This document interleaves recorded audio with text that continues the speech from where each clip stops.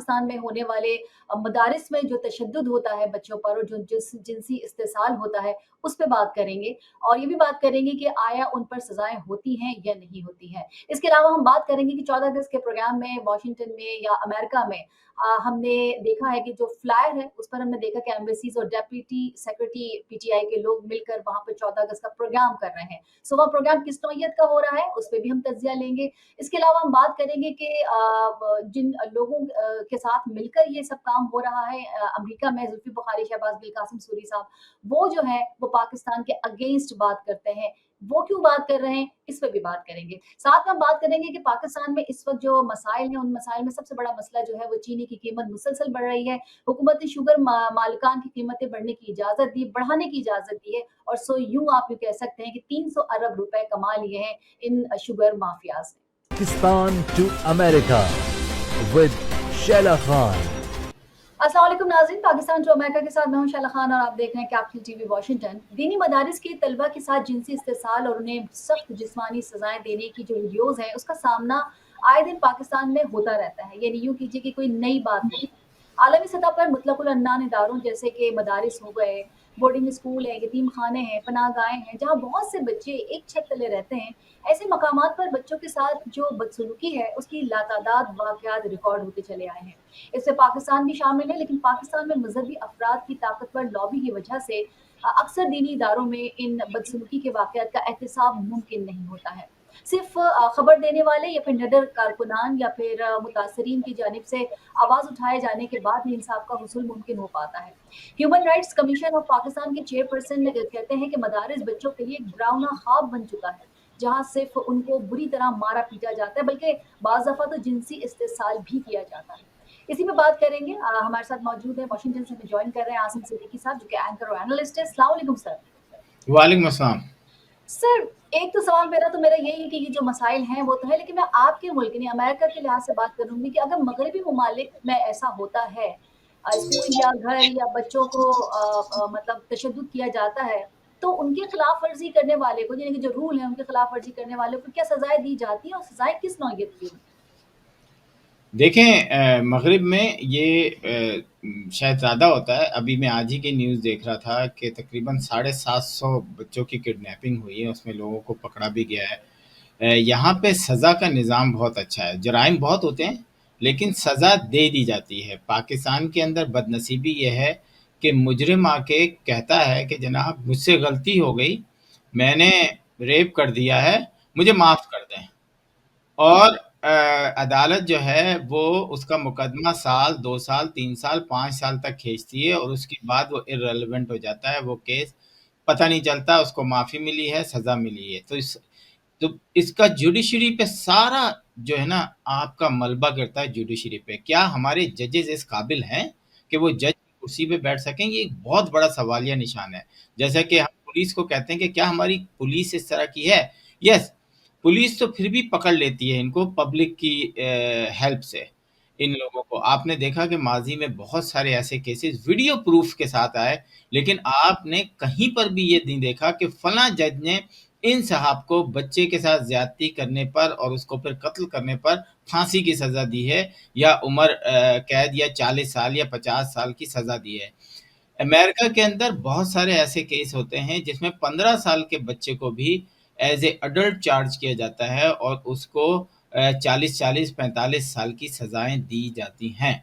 लेकिन पाकिस्तान की जुडिशरी के ऊपर बहुत क्वेश्चन मार्क है और मैं सारा इल्ज़ाम उन्हीं पर देता हूँ और मैं समझता हूँ पाकिस्तान की कौम को अब इधर-उधर पुलिस को इधर नहीं देखना चाहिए, उन जजेस की तरफ देखना चाहिए जो इनका केस देख रहे हैं। उनका रहन-सहन, खाना-पीना, उनके घर वालों किस तरह रहते हैं वो देखें। ये अय्याशी की तरफ तो नहीं जा रहे, ये जिस काम के लिए इनको रखा है, अब तो आपकी तनख्वाहें भी बहुत अच्छी हो गई हैं, आपको हर तरीके से आराम मिलता है, लेकिन आप सज़ा को जुर्म की सज़ा क्यों नहीं देते? ये एक बहुत बड़ा सवाल है और अभी आपने हालिया इसमें देखा कि धड़ाधड़ सज़ाएँ मिलनी शुरू हो गई क्योंकि सुप्रीम कोर्ट ने कहा कि 4 महीने के अंदर-अंदर आप इनके फैसले करें, तो 10-10 साल की सज़ा, किसी सुना, किसी को नहीं सुना, आपने पूरी लाइन लगा दी। ये और पिछले 2 साल से या साल से खामोशी थी। ऐसा नहीं होना चाहिए। इस ये एक बड़ा महज़्ज़ब और बड़ा स्ट्रॉन्ग और माशरे का सबसे बड़ा सतून है। अगर यहाँ आप इंसाफ फराहम नहीं करेंगे, बच्चों के साथ, लड़कियों के साथ ज़्यादतियाँ होती हैं। कल का केस आप देख लें कि वो सहेली जो है अपने घर अपनी दूसरी सहेली के घर कुछ देने गई और लड़के ने उसको पकड़ के रेप कर दिया और माफ़ी माँग रहा है। यार आप, और मैं समझता हूँ रियासत को ऐसे केसेस को फ़ौरन हल करना चाहिए। अगर आप नहीं कर रहे हैं, तो आप पाकिस्तान से ज़्यादती कर रहे हैं और अपनी अपनी फैमिली के साथ भगड़ती कर रहे हैं। कासिम साहब, एक चीज़ और भी है ना कि मदारिस हो या घर हो, यहाँ पर पेश आने वाले जो वाक़यात हैं, वो रिपोर्ट्स जो होती है, मतलब उनकी जो रिपोर्ट्स होती है, वो आम तौर पर मंज़र-आम पर आती भी तो नहीं है ना। मतलब बहुत से लोग शर्मिंदगी की वजह से, परेशानी के आलम में, अगर बच्चियाँ हैं तो बदनामी के डर से, बच्चे हैं तो उस शर्मिंदगी के डर से, वो रिपोर्ट करने जाते भी तो नहीं है ना। कुछ मसाइल देखिए, हमारे जो बीच में चले भी है। जाते हैं, क्या उनको इंसाफ मिलता है? हाँ, ये भी है। जो चले जाते हैं, वो इसीलिए नहीं जाते कि जो खुल के जाते हैं, अपनी बेइज़्ज़ती भी फ़ील कर रहे होते हैं कि मेरी घर की औरत के साथ ये हुआ, तो हमें माशरे में अब किस तरीके से देखा जाएगा। लेकिन वो फिर भी हिम्मत करके जाते हैं, लेकिन पुलिस उस तरीके से उनकी रिपोर्ट नहीं बताती और जजेस माशाअल्लाह माशाअल्लाह इस हद को क्रॉस कर गए हैं, पर पहुंचते चले जा रहे हैं। अगर आप इन केसेस को नहीं सुनेंगे, आप इंटरनेशनली बदनाम होंगे। और मैं समझता हूँ पाकिस्तान की गवर्नमेंट को ऐसे जजेस को खुलेआम और सरेआम बताना, लोगों को बताना चाहिए कि ये हैं कल्प्रिट, ये हैं वो लोग जिन्होंने पाकिस्तान के माशरे को तबाही के दहाने पे पहुंचा दिया, क्योंकि ये केस को लटकाते हैं, फैसला हुँ। नहीं देते। तो बहुत सारे मसाले हैं ना सर, इसमें तो ये भी है ना कि इससे आपकी प्राइवेसी, बच्चे का जिनसी तशद्दुद हुआ तो फिर माशरे में हम कैसे फेस करेंगे, फिर बच्चे जो है खुदकुशी की तरफ चले जाते हैं, पूरा खानदान हिजरत करने पर मजबूर हो जाता है। फिर बाज़ दफ़ा मीडिया जो किरदार अदा करता है कि उनकी तस्वीरें अगर वहाँ तक पहुँच जाए तो बजाय इसके कि फॉगी कर दिया जाए कि उनके चेहरे छुपा दिए जाएँ, बाकायदा उनके यूट्यूबर्स जो है घर जा के उनसे सवालात कर रहे होते हैं कि आपको कैसा फ़ील हो रहा है, आपके साथ क्या हो गया? अच्छा बताइए तो हुआ क्या था? तो ये हमारा मीडिया हो, चाहे सोशल मीडिया हो, तो ये भी तो जीने नहीं देता ना, तो लोग जो है वो इस तकलीफ से कोशिश मैं करते हैं फिर कि शैला अपनी वही नस्ल बात बची करता है। हूँ, शैला मैं फिर वही बात करता हूँ कि आप इन तमाम गंदे, जो ये जो स्पेशली ये जो सोशल मीडिया के यूट्यूबर्स हैं जिनको खुली छुट्टी मिली हुई है हर जगह से, ये अमेरिका में क्यों नहीं घूमते फिरते? हुँ, मुझे सिंपल एक बात बता दें, क्या अमेरिका में कम यूट्यूबर्स हैं? लेकिन हुँ, हमने तो कभी भी नहीं देखा कि रोडों पर इसके बगैर, वो आप कुत्तों को छोड़ देते हैं ना बगैर लीश के, बगैर हुँ, उसके, तो हुँ, वहां पे इस तरह पूछ रहे होते हैं, किसी के मुंह के आगे माइक लगा लिया। यहाँ पे क्यों नहीं करते इस तरीके से? तो सही। आपको लॉ कंट्रोल लॉ करना होना पड़ेगा। चाहिए। अब जो लोग हिम्मत करके इन तमाम चीज़ों को जानते बूझते जो है वो एफआईआर कटवाते हैं, और उसके बाद हमारे जजेस और वो खोते खा के बड़े हुए हैं। पता नहीं, मुझे तो बहुत गुस्सा आ रहा है इस वक्त हुँ, कि मैं मुसलसल हर दूसरे हफ्ते कोई ऐसा केस आता है जिस पे फैसला हमें लगता है कि बस अब आएगा, हुँ, उसके बाद वो माजी का हिस्सा बन जाएगा। जो माजी में ज़ैनब के या दूसरे किस्से कंदील बलोच के ऊपर आपने देखा, हुँ, ये सिर्फ ओवरसीज का प्रेशर था, ये ह्यूमन राइट्स का जो इंटरनेशनल ऑर्गेनाइजेशन है उनके प्रेशर पे मजबूरन दे दिया, वरना हुँ, तो ये जाहिल किस्म के लोग जो बैठ गए ऊपर जजेस की कुर्सी पर। मैं तो इनको इसलिए कसूरवार दूंगा कि अगर ये समझते हैं कि एक पुलिस वाले की पिछली 20 रिपोर्ट जो हैं वो गलत थी, तो हुँ, उस पुलिस वाले को सस्पेंड करें, वो हाँ, उस जॉब का अहल नहीं है। हुँ। आप आते हैं लाट साहब की औलाद बनकर और आके वो काम करके चले जाते हैं जिसका कहीं जिक्र नहीं होता। हुँ। माहिर कानून कहते हैं ना कि कम सज़ा की बड़ी वजह ये है कि क्योंकि सज़ा कम मिलती है, बड़ी वजह ये होती है कि मौलवियों को एक असर रसूख है। क्योंकि मौलवी जो होते हैं ऐसे बच्चों के घर वालों पे दबाव डालते हैं, माफ़ करने की बात करते हैं, पुलिस और इंतज़ामिया को एहतजाज और नहीं, ये मुज़ाहरा माफ़ी करना का तो होता है। कोई ना, ना, माफ़ी का तो हुँ, इसमें कोई चांस ही नहीं है। अगर आप किसी बच्चे को रेप करते हैं, ये तो रियासत का कानून है। इसमें ना ही कोई दियत अप्लाई होती है। ये हुँ, तो किसी किस्म का, और अगर कहीं कोई ये माफ़ी देती है, मैं तो बोलता हूँ इतनी घटिया, अगर ये कभी माज़ी में भी हुआ है, तो ये हुँ, बहुत बड़ी बेशर्मी, बगैरती, बेहिसी हुँ। हुई है। ये नहीं, ये तो हो ही नहीं सकती। माफ़ी आपको, ये तो रियासत का केस है। ये किसी हुँ। 2 बंदों का केस नहीं है। सर आपको कंदील बलोच का याद है? कंदील बलोच को मुझे सिर्फ भाई बिल्कुल का मसला कंदील था बलोच का याद और है, उसकी और माँ मैं ने फिर बेटे मुकम्मल को इस, माफ़ किया था। जी, बिल्कुल, इस पे हमने बहुत आवाज़ भी हुँ, उठाई थी, और इस दियत के कानून को पाकिस्तान के अंदर सबसे ज़्यादा गंदे तरीके से इस्तेमाल होता है, ये दियत का कानून। और हुँ, इस पे मैंने काफ़ी आर्टिकल भी लिखे, वो भी किए। मुझे लोग कह रहे हैं, जी, दिस इस्लाम इस्लाम। अरे यार! इस्लाम इसलिए थोड़ी ये दियत का कानून लेकर आया था कि एक बंदा जो है, ये दियत का कानून को गलती से आपका गोली चल गई है, गलती से ट्रैफिक ब्रेक नहीं लगी, आपने किसी को मार दिया, जो गलती से कोई जराइम हो गया, उसके ऊपर ये दियत का कानून लागू होता है। ये थोड़ी है कि आप प्लान के जरिए, जी वो मुझ पे ना शैतान आ गया था इसलिए मैंने लड़की को रेप कर दिया, यार उसको तो उसी वक्त उठा के इतने कोड़े मारे जाएं और उस वक्त तक मारते जाएं जब तक वो मर नहीं जाए। हम्म। आप इतने बेहिस बेशरम हो गए हैं, माशरा इतना बेहिस और बेशरम हो गया है कि ऐसे लोगों वो मतलब ऐसे खुला बैठ के माफी मांग रहा है यार, जैसे उसने किसी चिड़िया के बच्चे को जो है ना अपने छर्रे वाली बंदूक से मार दिया और कहा आइंदा नहीं मारूंगा। हम्म। एक इंसान की सोचें कि सब आप बर्बाद हो गया ना, वो शायद लड़का ही नहीं, लड़की आप भी रेप बर्बाद है। करके कत्ल कर देते हो और वो भी तशद्दुद करके। हम्म। मुझे तो हैरत होती है कि किस माशरे में अब हम जाते जा रहे हैं, और सिर्फ इस जुडिशरी की वजह से। सर अगर एक या दो को फांसी लगा दी जाए या बिल्कुल। लटका दिया जाता, तो मेरे ख्याल में, आपको याद है अफगानिस्तान में ऐसे हुआ, रेप के कैसे केसेस जब हुए तो उनमें उन्होंने लटका दिया, तो क्या पाकिस्तान में ऐसा नहीं हो सकता था? हो सकता है, नहीं, लेकिन कैसे? अफगानिस्तान की तो खैर बात ना करें, उधर सिर्फ मर्दों का कानून चलता है, वहाँ औरतों की हैसियत जूते की नोक पर होती है, वहाँ पे जितनी सर तस्लील लेकिन औरत की होती है रेप में तो पूरी वही है ना। दुनिया में कहीं नहीं होती। तो अफगानिस्तान को इसका क्रेडिट बिल्कुल मत दें, वहाँ जितना ये बच्चों के साथ सेक्स होता है, ये सब होता है, पूरी दुनिया में कहीं नहीं होता। तो ये अफगानिस्तान की बात तो रहने दें, यही वजह है कि सिर्फ रशिया ने उसको एक्सेप्ट किया एज ए कंट्री, अभी तक किसी और ना ही किसी इस्लामी मुल्क ने, इंक्लूडिंग पाकिस्तान, ना ही किसी दूसरे मुल्क ने उसको एज ए कंट्री एक्सेप्ट किया है तो सवाए रशिया के। आसिम साहब, अपने, अगर हम इस्लामी मुल्क हैं तो हम अपने मदारिस की इस्लाहात क्यों नहीं करते? ये तशद्दुद बिल्कुल की करनी और चाहिए। फिर तशद्दुद की, या फिर ये कहिए कि एक एक्सट्रीम तशद्दुद की, या फिर बच्चों के साथ जिस तरह से बदफेली की जब जाती है, तक आप तो सजाएं करेक्ट नहीं क्या है? देंगे शैला, जब तक आप सजाएं नहीं देंगे आप कुछ नहीं कर सकते। अगर कोई मुल्ला पकड़ा जाता है, बेशक वो कितना ही इन्फ्लुएंसर हो, कोई भी हो, उसके 25 मिलियन फॉलोअर हो, उसको सरेआम फांसी दें, सरेआम उसको कोड़े लगाएं, सरेआम उसकी वो करें। आप 4 लोगों को कर दें, 5वां आपको नहीं मिलेगा। मसला ये भी था ना सर, अदम सबूत की बिना पर छोड़ भी दिया जाता है कि भाई इनके साथ तो सबूत ही नहीं था, कोई देखने वाला नहीं वीडियो था। प्रूफ आपके हालांकि पास आ हालांकि जाता है तो फिर हाँ। अभी तो डीएनए भी मिल गया था, मतलब हम्म। आपके डीएनए डीएनए से बड़ा सबूत और क्या हो सकता है। हम्म। लेकिन उसके बावजूद। बस ये हमारा मुल्क का सिस्टम है ना, यहाँ देखें हमारे पाकिस्तानी या बस ये सोचते हैं कि पूरे 11 महीने जो है ना हम्म। आपने रच के गुनाह करने हैं, और 1 महीना वो दुआएं करनी है रमजान में, या 15 दिन खाना काबा में कर लेना है, या हर साल उम्रे पे चले जाना है, या हम्म। 10 हज कर लेने हैं। ये जो माफी का है ना कि जी हमें तो ऊपर वाला माफ कर देगा क्योंकि हमने उम्रा कर लिया, और भाई कोई ऐसा कोई कहानी वानी नहीं है इस तरह की कि आपने उम्रा कर लिया तो आपके गुनाह माफ कर देंगे।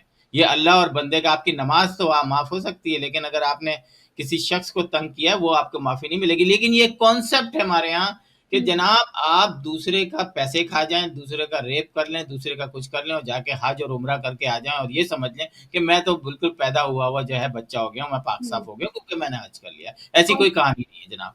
कौन से इंसान के इंसान से जो मामलात हैं, वो उस पर बड़ी सख्ती है, बड़ी पकड़ बिल्कुल है। हकूक बात हकूक आसिम अल्लाह। साहब, जी। आसिम साहब, अगर हम अमेरिका की तरफ आए तो फिर मुझे एक सवाल मुझे ज़रूर पूछना है कि 14 अगस्त के प्रोग्रामों की वहाँ पर बड़ी तशहीर भी हो रही है और बड़े ऑर्गेनाइज हो रहे हैं वहाँ पर। एक हमने फ्लायर देखा था जिसमें पाकिस्तान एम्बेसी और डेप्यूटी सेक्रेटरी पीजीआई के लोग जो हैं वो मिलकर एक 14 अगस्त का प्रोग्राम कर रहे हैं, तो उस पर क्या कहेंगे आप? जी बिल्कुल, देखें पाकिस्तान एम्बेसी का कहीं पर भी कोई एक आदमी भी शामिल हो किसी जगह पर तो वो एम्बेसी ही शुमार की जाती है। हम्म। हमने कई दफ़ा एम्बेसी को ये बात याद दहानी बातों में ये बात करने की कोशिश की कि जनाब आपके कुछ लोग जो हैं बाहर इस तरीके से ये काम कर रहे हैं, हम्म। लेकिन वो नहीं सुनते। मैंने एम्बेसी कॉल की, उनसे मैंने पूछा तो उन्होंने कहा हमें इसकी इत्तला नहीं है, आप हमें भेजें। मैंने वो फ्लायर भेजा। अब आप मुझे एक बात बताएं शाला, आप एक नॉर्मल एंकर हैं, आपको एक पता चलता है कि पाकिस्तान एम्बेसी का एक ऑफिसर एक डिप्टी सेक्रेटरी पीटीआई के साथ मिलके एक 14 अगस्त का प्रोग्राम ऑर्गेनाइज कर रहा है। हम्म। सर उसके साथ उनके ये वही साहब तो उनके नहीं है साथ कुछ जिनके और घर, लोग भी। सर ये जी वही साहब तो नहीं है जिनके घर जुल्फी बुखारी साहब, शहबाज गिल और कासिम सूरी जी बैठे जी जी व्हाइट जी हाउस के सामने बिल्कुल। खाते थे अभी आप तो। देखें, अभी कुछ दिन पहले वो जुल्फी बुखारी, शहबाज गिल, कासिम हम्म। सीरी, पाकिस्तान के मोस्ट वांटेड लोगों के दरमियान जो है वो आदमी बैठा हुआ है, अपने घर पे वो इवेंट करा रहा है, और इस वक्त वो पाकिस्तान की तजलील 5 तारीख को व्हाइट हाउस के सामने करने जा रहे हैं, यानी प्रोटेस्ट पाकिस्तान के खिलाफ, और 14 अगस्त का फंक्शन कर रहे हैं पाकिस्तान की एम्बेसी के कुछ लोगों के साथ मिलकर। कितनी शर्म की बात है। मैं एम्बेसडर साहब से गुजारिश करूंगा कि प्लीज ये ना करें। बड़ा अफसोस होता है, इससे मेरी कोई जाती वो नहीं है, लेकिन मैं वो जर्नलिस्ट हूँ जो यहाँ के चीज़ों को उठाता हूँ। मैं यहाँ पर रहकर यहाँ की सहाफ़त का हक अदा करता हूँ। मैं पैसे के लिए, यहाँ पे बड़े-बड़े लोग पैसे के लिए काम करते हैं। मुझे पता है वो काम करते हैं। तो उनको आसिफ साहब, इश्तिहार मिल रहा है वो। इस सिलसिले में आपने पाकिस्तानी एम्बेसी से कुछ पूछने की कोशिश नहीं की कि आखिर जी, मुसलमान बिल्कुल, ऐसी एम्बेसी के लोग बिल्कुल मैंने अवेलेबल क्यों हैं, जो पाकिस्तान के खिलाफ काम करने वाले लोगों के साथ मैंने मतलब उठते बिल्कुल बैठते उनकी हैं या हैं? कोशिश उनको कॉल की, उनसे हुँ, मैंने बात की, उन्होंने बड़े अच्छे तरीके से बात की। उन्होंने कहा, "आसिम साहब, हमें बिल्कुल इस चीज़ का पता नहीं था, और आई एम प्रीटी श्योर कि वो हाँ, मुझे इस प्रोग्राम को देखने के बाद भी रिस्पॉन्स करेंगे कि आपने जी, क्या उसका रिएक्शन लिया है। हुँ, उसके खिलाफ या तो आप मुझे गलत साबित कर दें, या जी, आप हमें बताएँ कि आपने इस पे क्या किया, या आप हुँ, कहते हैं जनाब वो बाहर का मसला है, वो जो कुछ भी करे हमारा उससे कोई ताल्लुक नहीं है।" तो सही है। फिर हमें जब वो शख्स Asim Munir, general Asim Munir, army chief field marshal के व्हाइट हाउस के सामने जो है नारे लगाता है और कहता है कि मैं जानी बशीर डिप्टी सेक्रेटरी पीटीआई कहता हूं कि, और फिर आसिम मुनीर के खिलाफ गलाजत भरी अल्फाज इस्तेमाल करता है, तो उस बंदे के साथ आप कोई भी काम करेंगे वो एंटी पाकिस्तान ही कहलाएगा। वो आप क्योंकि अभी सिंपल सी आप ये देखें कि उसके घर के अंदर जो है जुल्फी बुखारी, कासिम सूरी, शहबाज गिल और दूसरे लोग बैठ के हुँ, प्लान कर रहे हैं कि 5 अगस्त को डीसी के अंदर पाकिस्तान की ऐसी की तैसी करनी है। हमने पाकिस्तान के खिलाफ नारे लगाने, पाकिस्तान के खिलाफ एजेंसियों के खिलाफ नारे लगाने, आर्मी चीफ को बदनाम करना है हमने। जब आप ऐसे लोगों के साथ उठे बैठेंगे तो यकीनन पाकिस्तान एम्बेसी का नाम आएगा। आसम हिटलर को कहते हैं, आसम हिटलर मुर्दाबाद, आसम हिटलर मुर्दाबाद, एफए पास अनपढ़ जाहिल आसम हिटलर मुर्दाबाद, आसम हिटलर मुर्दाबाद। जानी बशीर इधर कह रहा है, आसम मुनीर मुर्दाबाद। प्रोटेस्ट हो रहा है। कल हम ये प्रोटेस्ट पाकिस्तान एम्बेसी के सामने कर रहे हैं, परसों इंशाल्लाह हम डिफेंस अटैची के घर के सामने करेंगे, फिर वापस इधर आएंगे, फिर एम्बेसी में जाएंगे, व्हाइट हाउस के सामने जाएंगे। वो हिटलर है, आसम मुनीर हिटलर है। आसिम मुनीर, आसिम मुनीर मुर्दाबाद, आसिम मुनीर मुर्दाबाद, आसिम मुनीर मुर्दाबाद, पाक आर्मी मुर्दाबाद। हुँ। अच्छा आसिफ साहब, ये भी ज़रा मुझे बताइए कि पिछले हफ्ते हुआ ये कि सदर ट्रंप का व्हाइट हाउस के अंदर मसरूफ दिन उन्होंने गुज़ारा, और उसके बाद उन्होंने इंडिया पर 25% टैरिफ लगाते हुए पाकिस्तान के अंदर जो कारोबार था और तेल की जो तलाश है, उसके बारे में उन्होंने एक बयान भी दिया। तो मैं उसके मुतालिक ज़रा पूछना चाहूँगी कि आप उसे किस तरीके से देखते हैं?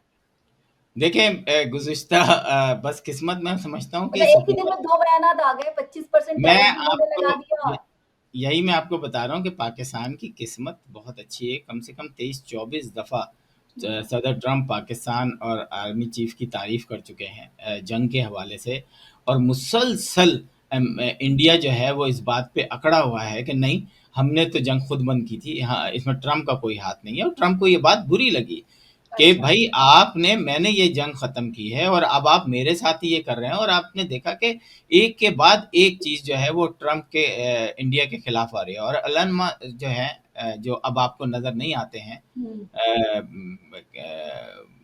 इनके प्रेसिडेंट एलन सदर, मस्क। हाँ, एलन मस्क जो हैं, हाँ। वो अब आप उनको नजर नहीं आते, वो आप ट्रम्प के साथ उसकी, हुँ। वो इंडिया की बड़ी फेवर करते हैं, वो H1 के खोलने की कोशिश करते हैं, वो कहते हैं नहीं जी इतने लाख वो आएंगे इतने।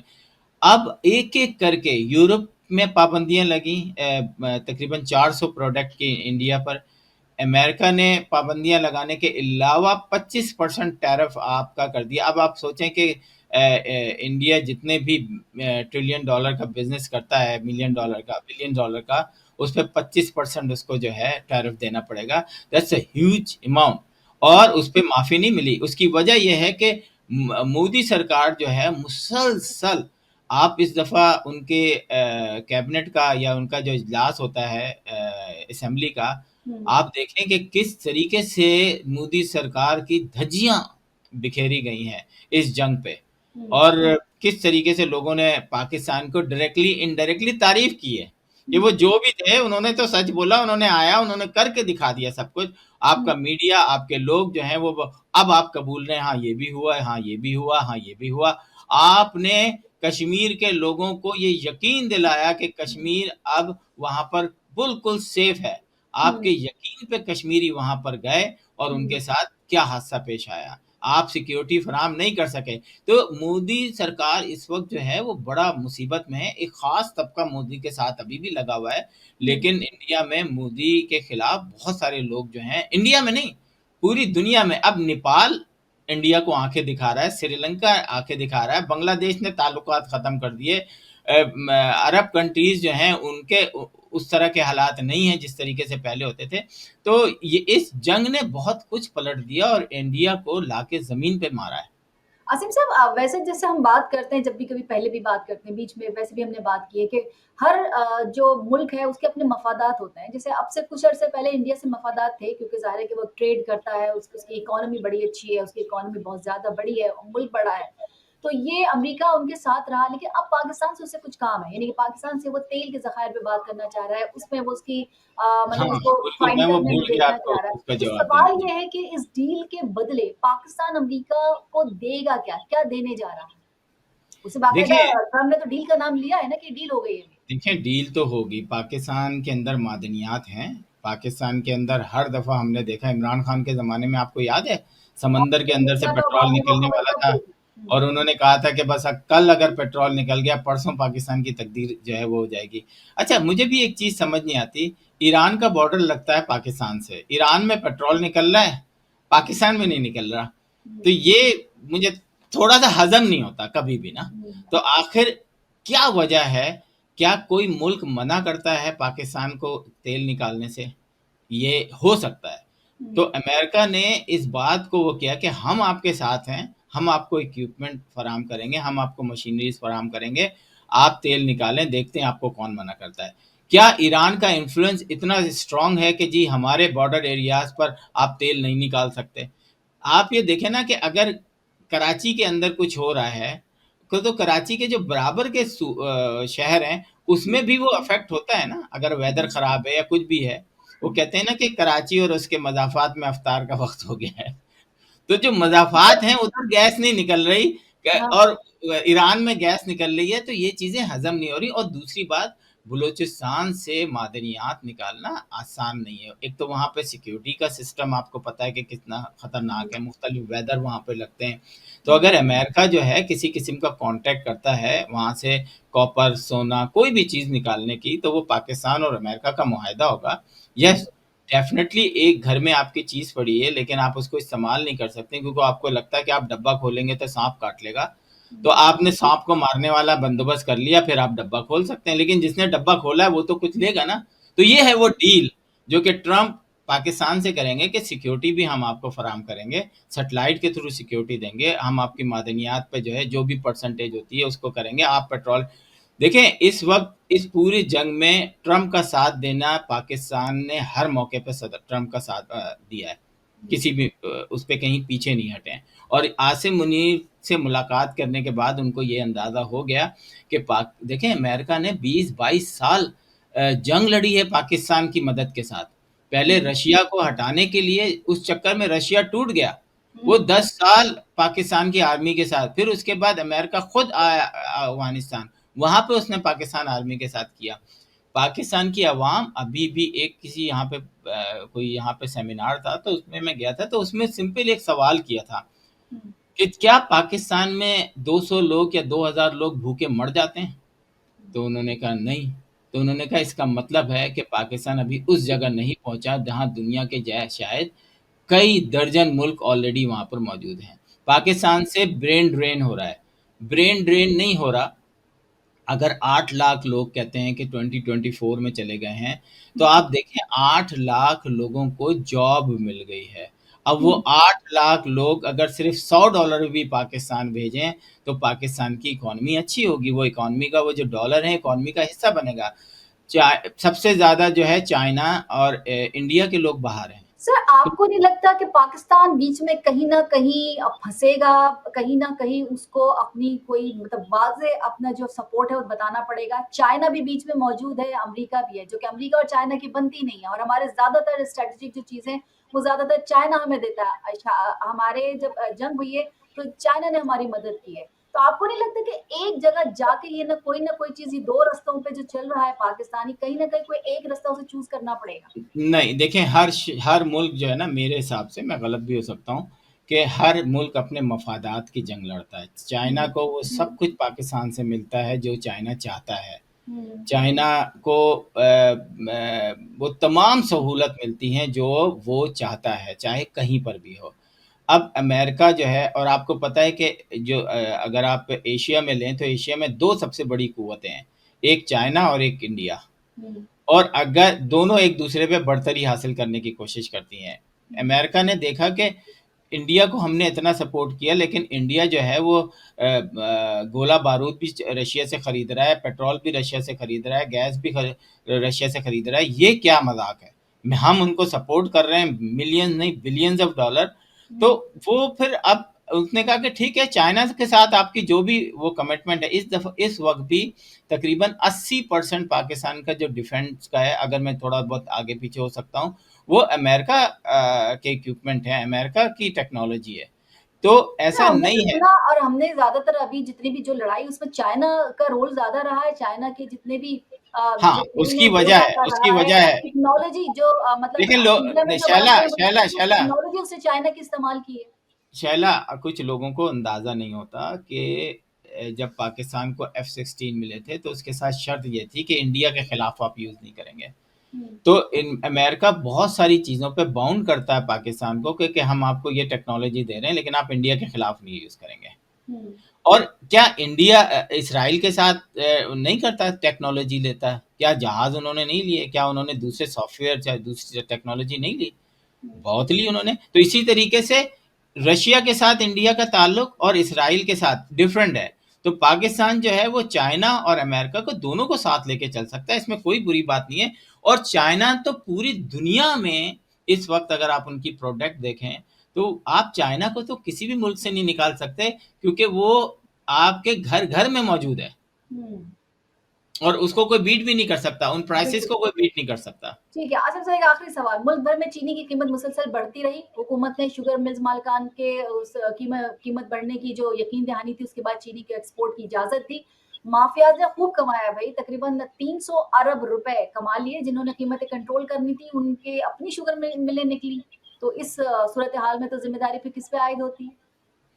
देखें, इस मामले में मैं मुफ्ता इस्माइल को बहुत फॉलो कर रहा हूँ, हालांकि वो हुँ, खुद जो है कहीं ना कहीं उनको भी लाके फंसा दिया गया है कि जी वो 5 अरब था तो 22 अरब हो गया, तो आपकी कंपनी, भाई अगर कैंडी और टॉफ़ी अगर आपसे लिया जाए तो कोई मसला नहीं है, लेकिन मुफ्ता इस्माइल कहते हैं कि चलें ठीक है जी, मेरे पास तो 22 अरब कर दिए गए, लेकिन अब तो 53 अरब हो गए हैं, बल्कि हुँ, 64 अरब हो गए हैं। सही। तो वो कौन कर रहा है?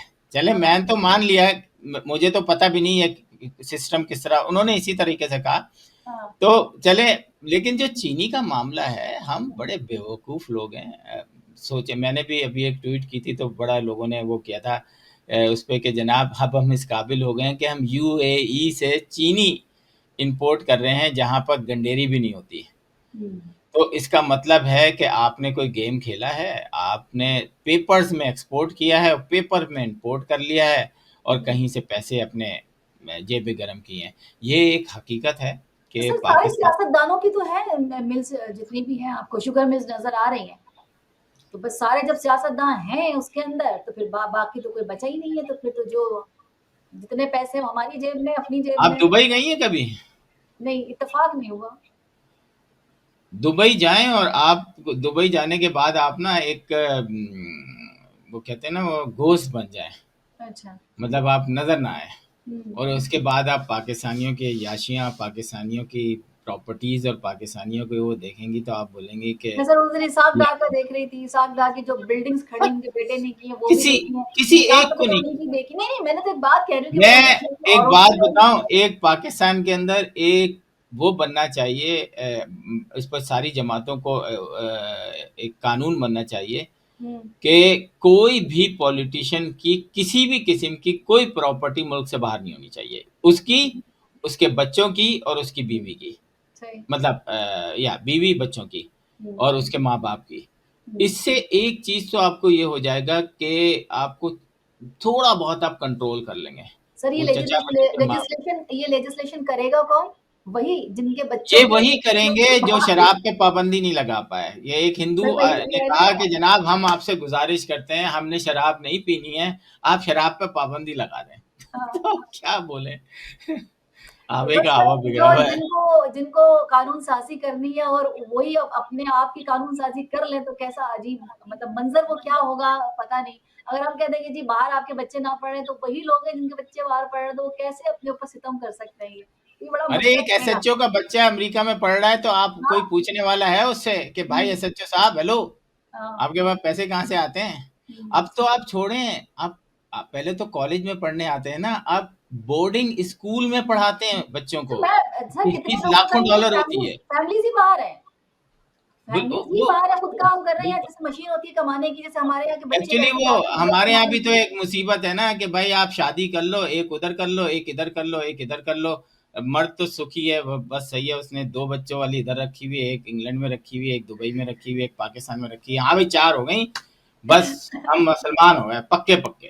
तो ये 4 शादियों का कॉन्सेप्ट भी अजीब है ना, क्या किया जाए?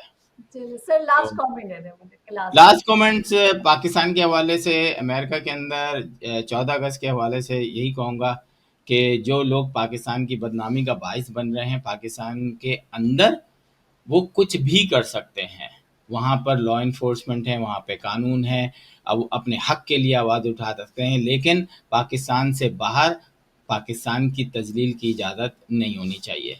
और उन लोगों जो लोग मुसलसल तजलील करते हैं उनसे आप बच के रहें, क्योंकि ये खुद अपने बच्चों को प्रोटेस्ट में नहीं लाते, ये खुद अपनी बीवियों को प्रोटेस्ट में नहीं लाते, ये खुद अपने वालदैन को प्रोटेस्ट में नहीं लाते, लेकिन आपसे कहते हैं कि आप अपने बीवी बच्चों के साथ आएँ। ये आपको कल प्रॉब्लम में डालेंगे। अपनी सुख की ज़िंदगी गुजारें, पाकिस्तान के लिए दुआ कीजिए कि पाकिस्तान जो है वो इन करप्ट सियासतदानों, इन ये जो जितने भी इदारे करप्ट हैं, उन करप्ट इदारों को अल्लाह ताला जो है वो किसी न किसी तरीके से कोई जलवा ही कर दे, कोई मौजज़ा ही कर दे कि उनको सही करे। दुआ कर सकते हैं, और दुआ के अलावा मेरा नहीं ख्याल कि एक आम पाकिस्तानी अलावा इसके अलावा कुछ कर सकता है। तो अल्लाह ताला जो है वो पाकिस्तान को देखें, उम्मीद पे दुनिया कायम रहती है। उम्मीद पे हमें आज भी उम्मीद है कि शायद कल का पाकिस्तान अच्छा है, लेकिन हमें लगता है कि पाकिस्तान हर दिन गुजरने के साथ एक ख़राब पीछे जा रहा है। स्पेशली कराची के हवाले से बहुत ज़्यादा ख़बरें आ रही होती हैं कि जिस तरीके से कराची को साथ सलूक किया जा रहा है। शायद सौतेली माँ भी जो है कहीं न कहीं बच्चे को दूध दे देती होगी, लेकिन कराची के साथ जो वज़ीर आला साहब हैं जो बिल्कुल चिपक के बैठ गए हैं, और उनको ज़र्रा बराबर भी एहसास नहीं है कि कराची के अंदर किसी एक ज़बान बोलने वाले नहीं, अब सारी ज़बान वाले बोलने वाले तकरीबन बराबर की सतह पर रहते हैं। तो आप किसी एक को दोष देना बंद करें और पूरे कराची के लिए कुछ सोचें। हमें नज़र आए बहुत अच्छा पार्क, हमें नज़र आए बहुत अच्छी रोड, कहीं तो नज़र आए ना। जी बहुत शुक्रिया आसिम साहब। अपने नाज़रीन से कहेंगे कि सोशल मीडिया प्लेटफॉर्म पर कैपिटल टीवी वॉशिंगटन की फेसबुक पेज को लाइक कीजिए, यूट्यूब चैनल को सब्सक्राइब कीजिए और कैपिटल टीवी वॉशिंगटन की जो एप्लीकेशन है उसे ज़रूर इंस्टॉल कीजिए ताकि दुनिया में आप किसी भी जगह हो हमारे लाइव प्रोग्राम्स और शोज़ को देख सकें। ज़िंदगी ने वफ़ा की तो इंशाल्लाह फिर मुलाकात होगी इसी प्रोग्राम के साथ। तब तक के लिए शैला खान को और आसिम साहब को दीजिए इजाज़त। फ़ी अमानिल्लाह। बहस होगी पाकिस्तान और अमेरिका से जुड़े इश्यूज पर, शामिल होंगी नेशनल और इंटरनेशनल खबरें, बात होगी दुनिया के बदलते हालात और बदलती सियासत पर, बनेंगी सेलिब्रिटीज इस प्रोग्राम का हिस्सा और दिए जाएंगे जवाबात अहम सवालों के। Program Pakistan to America with Shaila Khan, capital TV Washington.